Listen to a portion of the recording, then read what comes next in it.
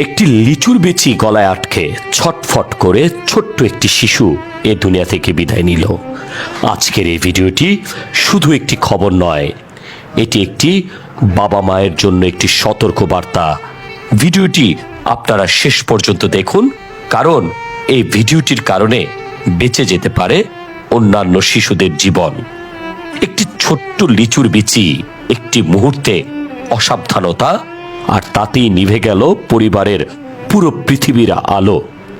হ্যাঁ দর্শক, কিশোরগঞ্জের তারাইলে সকালে স্বাভাবিক একটি দিন ছিল।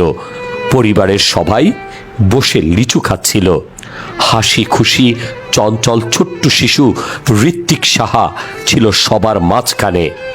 কে জানতো সেই সকালটাই হয়তো তার জীবনের শেষ সকাল হবে।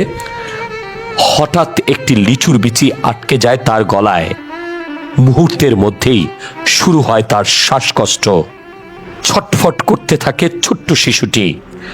পরিবার বুঝে উঠতে পারার আগেই কি করবে তারা আতঙ্কিত হয়ে পড়ে। আতঙ্কিত স্বজনরা দ্রুত তাকে স্থানীয় একটি হাসপাতালে নিয়ে গেলে ততক্ষণে অনেক দেরি হয়ে গেছে। নিভে গেছে ছোট্ট শিশুর জীবনের আলো।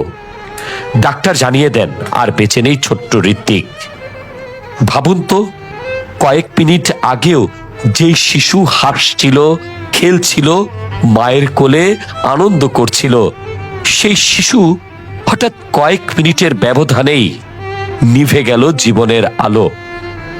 হাসপাতালের করিডোরে তখন শুধুই কান্না আর মায়ের আহাজারি, বাবার স্তব্ধ দৃষ্টি, স্বজনের চিৎকার। পুরো পরিবেশ যেন কেমন ভারী হয়ে উঠেছিল শোকে। স্থানীয়রা বলেছে ঋত্বিক ছিল খুব শান্ত আর মিষ্টি স্বভাবের, খুবই দুরন্তপনারও ছিল। সবাই তাকে খুব ভালোবাসত। কিন্তু একটি ছোট লিচুর বিচি সবকিছু কেমন যেন শেষ করে দিল।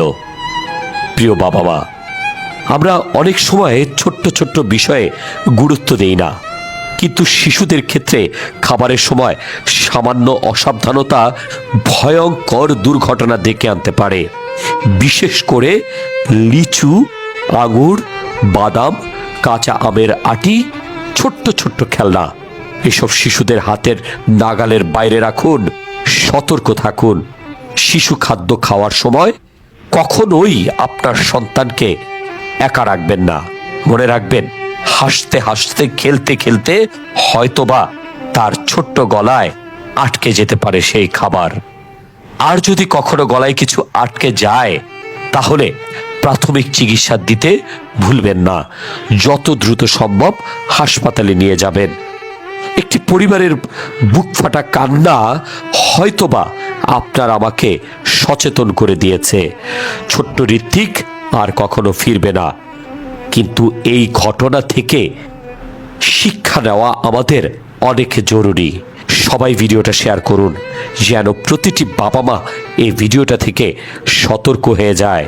আর আমরা সবাই এই পরিবারটির জন্য দোয়া করি, যে পরিবার হারালো ছোট্ট ফুটফুটে সন্তানকে। আল্লাহ তাআলা যেন এই পরিবারটিকে এই শোক সইবার জন্য তৌফিক দান করে। আমিন।